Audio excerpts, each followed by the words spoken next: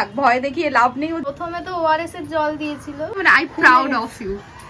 মা যেটা কোনোদিন পারেনি, এমন নয় যে সব সময় মা বড়দের থেকে বাচ্চারা শেখে, বাট না, আজকে আমার মেয়ে কি করে এসছে দেখো, ব্লাড ডোনেশন ক্যাম্পে ব্লাড দিয়ে এসছে ফার্স্ট টাইম। তো এটা তো ক্যামেরায় বন্দি রাখা খুব খুব জরুরি, একটা ইম্পর্টেন্ট একটা ডে আমার জন্য। তো ফার্স্ট টাইম ফিলিংসটা বল।